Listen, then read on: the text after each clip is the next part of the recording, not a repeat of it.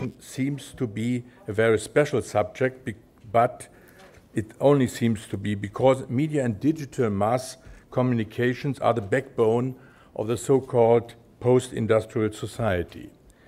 They are part of the visions of the future world, and they have to respond to the ecological change. Media and digital mass communication change the economic value added chain and by thus became more and more predominant and decisive for economic success. Claims thinking is one of the societal phenomena accompanying this process. The societal bound form of production, marketing, and consumption are overcome in international media markets. Not alone that, the globalization of the media undermines the borders of the until then culturally defined national media orders. And by this changes our needs and wishes, as you can easily study following as an example the economic success of Apple Incorporated. Mid-August, in speculative pre-joy on iPhone 5, the private enterprise of Apple increased its market value tremendous. Exactly 1 month later, Apple presented the iPhone 5, selling 5 million pieces within 1 week. Just accidentally, I became observer of the following scene taking place in a Berlin media market. One day after the presentation, I met a 10-year-old child with his parents who searched this new device, intending to buy the new smartphone for the boy. It had to be this very one iPhone 5 whose advertising show the family has been watched on television. When the shop assistant regretted saying they had to wait 1 or 2 weeks for the new device, the parents looked desperately and the boy cried unrestrained. All attempts to calm him with the predecessor's model iPhone 4 failed. Apple, as the private entity with the probably most perfect marketing strategy for the electronic devices, is but one example for the brand philosophy in the electronic industry. The fundamental change in the 5 phases of a production value chain is said responds to the enormous upfront costs in the sector of creative industries. Coming home from my little personal experience, I read that in the Chinese ancillary factory for iPhone 5, Foxconn, occurred a big punch up immediately led to a production stop. There are informations linking this incident on the high production pressure and bad terms of employment. It was reported that 2 years ago, 13 industrial workers have committed suicide in this company. You could name endless examples today how in a world market technical innovation, market power, and economic exploitation seen in the frame of society become inefficient. The absolute winner is the marketing hype, and ironically enough, we, the user, are the agents. Hype is understood as a derailment of an information society, a synonym of the post-industrial society as I named it. Blown out or excessive information is expelled in more and more short-lived cycles. Although declared as news, advertising messages are hidden in aesthetically extravagantly produced communications. The disorientation of the consumer accompanies technological leaps and growing flood of information, manipulation of information, a danger known also by searching machines, you know. These all are signs of globalized media markets, which brings us to question the principles of a media ecology and its sustainability. Media ecology acts on the negative results of the media flood. Questions of the media ethics are basic for the evaluation of media ecology, what means that media ethics holds on the connection between media expression and human behavior. A media culture would illustrate this connection in a societal defined pattern.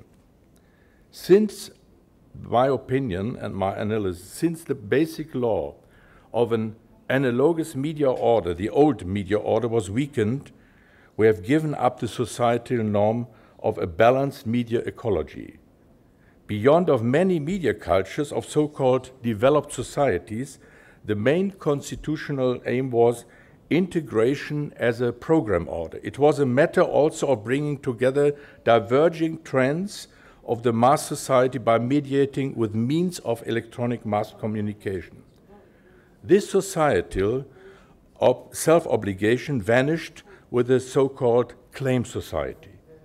The individualization of digital mass communication thus overran the societal self-obligation. The political and cultural norms of society were substituted more and more by the economic norms of a world market with its imaginary infinite freedom of a World Wide Web. You heard it. The hard competition and concentration of the world market, dominated by about 5 private entities, accelerates the process of market hype. Indeed, for me, it seems that criteria of an ecology of the digital mass communication can be hardly developed within the frame of traditional mass media or within the self-image of old media institutions. We need a new understanding of communication in a societal range and should learn, understand, and educate our societies briefly. A new basic societal discourse is needed. Admittedly, we have to say this discourse on the whole has not been properly started. Poets and thinkers run still behind the actual development of technology and phenomena of technology and world markets. Yet, we see first approaches to cope with these challenges. Only one actual example. William H. Dutton and his team of University of Oxford handed over to UNESCO in these weeks the study, The Changing Legal and Regulatory Ecology Shaping the Internet, under the headline, Freedom of Connection, Freedom of Expression. My personally short remarks to be in time follow the currently discussed change in the critical theory of the German philosopher Jürgen Habermas. He asks for a new societal model for communication. Habermas turned his late pessimism of his critical theory, and he today advocates for the digital age as a possibility of realizing the communicative reason, following Walter Benjamin's statement, if media change, society changes. Habermas believes in a new form of communicative division of power, in which the possibility of self-organization of society would not be bound anymore to certain historical carrier layers, for instance, leading media. And reason as a new sensory endowment, like common sense by intersubjective communication, possibly communities, could create the social integrative power with a broadly diversified public, which stood against overcome system imperatives like money and administrative power. Habermas believes in new social structures of civil society by means of communication.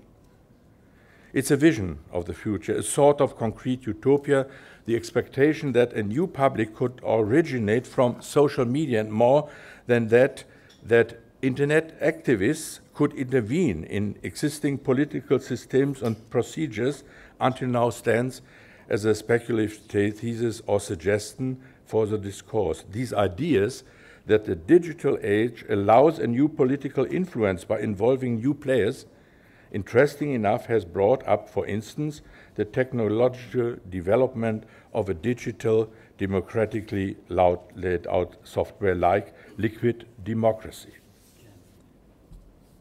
I come to an end. Thank you very much. Nevertheless, the influence of overcome system imperatives, money and administrative power, which Habermas names, are still significant. Tom and Yaya named examples. But I think my conclusion is that social media might be used for the common good of non-governmental organizations. For instance, in India, 58% of the doctors are used for the professional purposes by Facebook. The market and technical innovations will remain pacemakers of media cultures. But it must be framed by worldwide accepted societal principles. The new generation of digital natives only will be able to restore the connection between technology, market, and society. Nevertheless, the old cultures have a lot to offer.